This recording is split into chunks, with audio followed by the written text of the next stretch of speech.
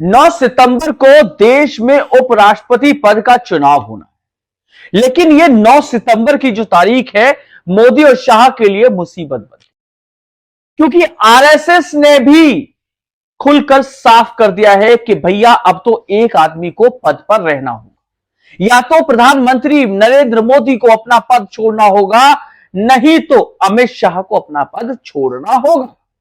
यह ultimatum RSS की तरफ से दिया जा चुका। आखिरी जो पड़ाव दिया गया है कि यदि मोदी और शाह कैसे ही करके अपने नामित उपराष्ट्रपति पद का जो चुनाव होने वाला है 9 तारीख को, उसमें सीपी राधाकृष्णन को जिता देते हैं, तो शायद ये जो तलवार लटक रही है कि दोनों में से किसी एक को पद पर रहना होगा, वो तलवार हट जाएगी।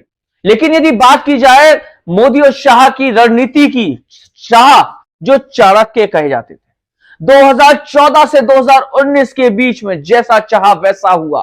2019 से 2024 के बीच में जब वो गृह मंत्री के पद पर रहते हुए बीजेपी के चाणक्य कहे जाने लगे, जांच एजेंसियां ईडी सीबीआई का जैसे चाहा वैसे इस्तेमाल किया, यानी जहां चाहा वहां चुनाव जीत लिया। इलेक्शन कमीशन के मिली भगत की पोल पट्टी इंडिया अलायंस यानी राहुल गांधी ने खोल दी। ऐसे में पार्टी के अंदर से या एनडीए के अंदर से विरोध के स्वर भी तेज होने लगे।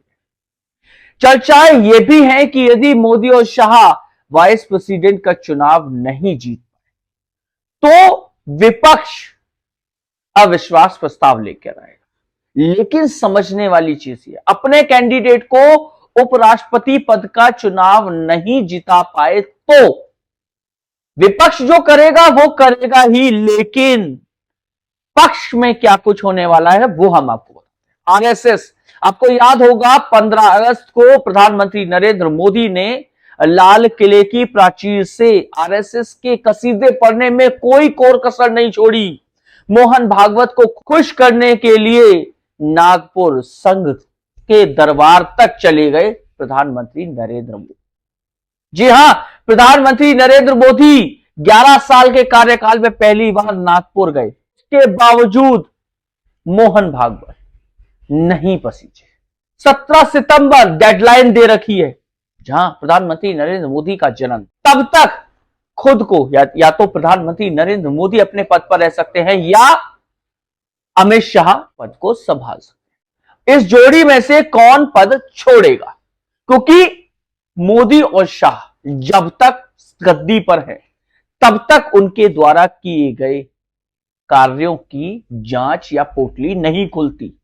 लेकिन यदि मोदी और शाह दोनों ही पद से हट गए तो फिर जांच एजेंसियां किस तरफ काम करेंगी, कैसे काम करेंगी? क्योंकि ऐसे में मोदी और शाह को यदि अपनी सियासत बचानी है, अपनी हुकूमत बचानी है, तो उपराष्ट्रपति पद का चुनाव बहुत अहम हो जाता है। यही कारण है कि मोदी और शाह हर तरीके की, या गुजरात लॉबी हर तरीके से ताकत झोंकने पे लगा हुआ है। मोदी और शाह की कोर टीम जेपी नड्डा 6 तारीख को सभी सांसदों के साथ चाय पर बैठेंगे और 8 तारीख को मोदी जी, प्रधानमंत्री नरेंद्र मोदी सांसदों को डिनर पार्टी दे रहे हैं।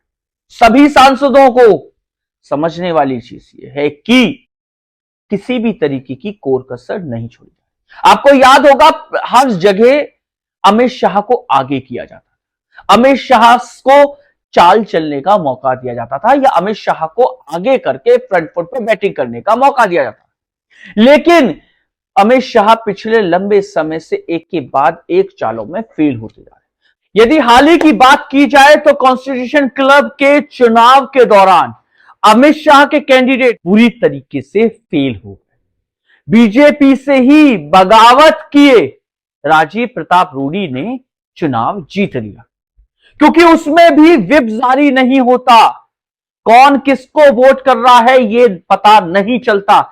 इसी तरीके से, इसी अंदाज में उपराष्ट्रपति पद का चुनाव भी होना है। उसमें भी व्हिप जारी नहीं होगा, उसमें भी नहीं पता चलेगा कि भैया किसने किसको वोट किया। अब ऐसे में प्रधानमंत्री नरेंद्र मोदी और अमित शाह ये सुनिश्चित कर लेना चाहते हैं जो कॉन्स्टिट्यूशन क्लब में मोदी और शाह के साथ हुआ वो उपराष्ट्रपति पद के चुनाव के दौरान ना हो। क्योंकि यदि उपराष्ट्रपति पद के चुनाव के दौरान मोदी और शाह का कैंडिडेट यानी कि सीपी राधाकृष्णन हार जाते तो क्या होगा वो हम आपको बताते हैं। सबसे पहले तो विपक्ष यानी कि इंडिया अलायंस सरकार के खिलाफ अविश्वास प्रस्ताव ला सकते जिसकी चर्चा अब तेज होने लगी। लेकिन इसके अलावा आरएसएस मोहन भागवत ने भी एक नया पेच अड़ा दिया है। क्या कि मोदी और शाह में से कोई एक पद पर रह सकता है, संवैधानिक पद पर, सरकार के सत्ता के पद पर।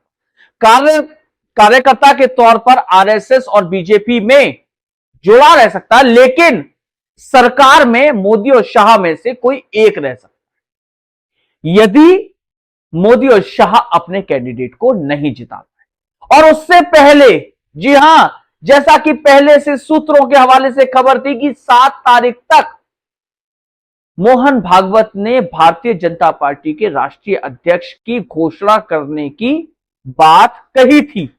मोदी और शाह को समय दिया था, कल 7 तारीख। अब ऐसे में मोदी और शाह यदि बीजेपी के राष्ट्रीय अध्यक्ष की घोषणा नहीं करते, क्योंकि वसुंधरा राजे और शिवराज सिंह चौहान मोहन भागवत से मिल चुके और वसुंधरा राजे या शिवराज सिंह चौहान भारतीय जनता पार्टी के राष्ट्रीय अध्यक्ष बनते हैं तो मोदी और शाह के लिए मुसीबत बन सकती है, क्योंकि दोनों ही प्रदेशों में, जैसा कि मोदी और शाह का अंदाज रहा है पिछले 11 सालों में कि भैया पर्ची वाला सीएम देते हैं, पता नहीं होता किसी को भी कि सीएम कौन होगा। याद होगा राजस्थान में भी वसुंधरा राजे के हाथ में राजनाथ सिंह से पर्ची पकड़वा दी थी, क्या कि भैया सीएम का कैंडिडेट अनाउंस कर दो। और मध्य प्रदेश में भी यही किया, महाराष्ट्र में भी देवेंद्र फडणवीस को एंड मूवमेंट पे मुख्यमंत्री बना दिया था। तो ऐसे में कई सांसद ऐसे हैं जो बीजेपी के होने के बावजूद या एनडीए के होने के बावजूद भी क्रॉस वोटिंग कर सकते हैं। यही डर अब मोदी और शाह को सताने लगा है। जेपी नड्डा सांसदों के साथ, एनडीए के सांसदों के साथ चाय पर बैठे, कल अमित शाह चाय पर उनको बुला रहे हैं और 8 तारीख को प्रधानमंत्री नरेंद्र मोदी डिनर कर रहे हैं। यानी कि हर एक स्तर पर जो सांसदों से बात तक नहीं किया करते थे प्रधानमंत्री नरेंद्र मोदी, अब फोन करने लगे, फोन करके डिनर पार्टी पर इनवाइट करने लगे। चर्चा यह भी है कि अब मोदी को अपने पद जाने की डर सताने लगा। बहरहाल उपराष्ट्रपति पद के चुनाव में मोदी और शाह के कैंडिडेट को मैंडेट मिलता है या नहीं, या इंडिया अलायंस के कैंडिडेट सुदर्शन रेड्डी जीत जाते, इस सब पर निगाह बनाकर रखेंगे। यदि आपने मेरे इस चैनल को लाइक नहीं किया तो लाइक कर दीजिए, सब्सक्राइब कर दीजिए, जिससे कि मैं गौरव यादव बेबाक अंदाज में आप तक की खबरें पहुंचाता रहूं। नमस्कार।